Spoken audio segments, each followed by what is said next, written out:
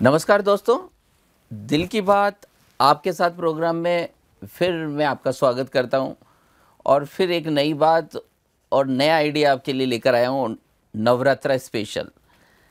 नवरात्रा पे देवियों की पूजा करना क्या कॉन्सेप्ट है, क्या लॉजिक है, आइए जरा जाने।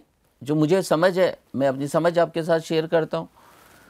देखिए, हमारे पास मन है, हमारे पास शरीर है, लेकिन इन मन, शरीर और बुद्धि को चलाता तो कोई दूसरी चीज़ है। जब आपके अंदर एक इमोशन आता है तो आप शक्ति में भर जाते हैं, आप में इमोशन आता है तो आप भावनाओं में भर जाते हैं, आप में इमोशन आता है तो आप करुणा में भर जाते हैं। मुझे लगता है कि अगर इमोशंस की दुनिया में जाना है तो हमें महिला शक्ति को समझना पड़ेगा। देखिए, हमारी सोसाइटी में ऐसे ही नहीं लिखा, हमारे वेदों में इसी तरह से चर्चा नहीं की जाती। यत्रम नार्यन्तु पूज्यन्ते तत्र रमन्तु देवता। जहाँ नारियों की पूजा होती है भाई साहब, वहाँ भावनाओं की पूजा होती है। और जहाँ भावनाएं मजबूत होती है वहाँ शरीर भी मजबूत होता है, वहाँ मन भी मजबूत होता है, वहाँ बुद्धि भी मजबूत होती है। इसलिए शायद ये 9 दिन हम इन सब 9 भावनाओं पे ही चर्चा करते हैं, 9 विमेंस में, क्योंकि विमेन का मतलब है भावना प्रधान। अगर हमारी सोसाइटी भावना प्रधान हो जाए, हम इमोशन से मजबूत हो जाए, हमारे इमोशन मजबूत हो जाए, हमें इमोशंस की कदर करना आ जाए, तो वहाँ तो प्रसन्नता आएगी ना। क्या घर और क्या ऑफिस।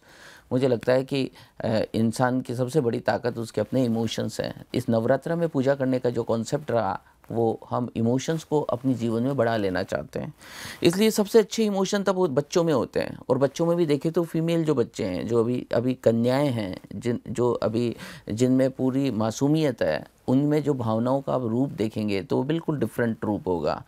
तो इस रूप को, जो करुणा का रूप है, जो प्रेम का रूप है, जो जो जो सहजता का रूप है, मुझे लगता है इस रूप की पूजा करने से हमारे अंदर भी वो भावनाएं वापस नवजीवन लेती है। और शायद इसीलिए हम नवरात्रा बनाते हैं। नव का मतलब होता है नया हो जाना, और रात्रि का मतलब है अंधेरा हट जाना, नया हो जाना।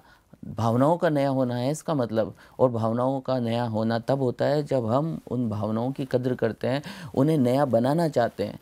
कोई चीज़ हमारी ज़िंदगी में आ नहीं सकती जब तक हम लाना ना चाहें। तो इस दौरान हम बड़ी पूजा करते हैं, पर ये पूजा करते से करते कहीं हम किताबें ना पढ़ते रह जाएं। ये देखिए कि वो भाव, वो फील भी हमारे जीवन में आए, ताकि हमारे जीवन में ट्रांसफॉर्मेशन हो। कुछ लोग कहते हैं नवरात्रा की पूजा के बाद बहुत शक्ति मिलती है। अरे ये शक्ति इसलिए मिलती है क्योंकि आपकी भावनाएं अच्छी हो जाती है, आपको देना आ जाता है, आप में करुणा आ जाती है, आपको नारी शक्ति का एहसास हो जाता है, आप नारी की रिस्पेक्ट करने लगते हैं, आप भावनाओं की इज्जत करने लगते हैं। इसलिए जो भावनाएं कहीं तहस नहस हो गई है उन्हें हम रिट्राइव कर लेते हैं। इसी उद्देश्य से शायद नवरात्रा बनाई जाती है। और उसके बाद में जब ये 9 दिन में ये बात पूरी समझ में आ जाती है, तो हमने वो जो मूर्त बनाई थी एक देवी की, उसका शायद विसर्जन कर देते हैं। लेकिन ये विसर्जन करना भी ज़रूरी है, कहीं हम चिपके ही ना रह जाएं उस मटेरियल से, उस पदार्थ से। क्योंकि हमें पदार्थ को समझना नहीं था, पर पदार्थ को समझना इसलिए आवश्यकता था कि उस पदार्थ से हमें भावनाएं समझ में आ रही थी। देवी का ये रूप जो हमारे को 9 दिन हम जिसकी पूजा करते हैं, जो रूप जो हमें समझ आ जाता है, तो 9वें दिन हमें उसका विसर्जन भी करना होता है। आइए हम इस कॉन्सेप्ट को समझें। ये देखें कि हम नवरात्रा के दौरान इमोशनल बॉडी को कितना मजबूत बना पाए, क्योंकि हमारी इमोशनल बॉडी बनने से ही हम बेहतरीन इंसान बन सकते हैं।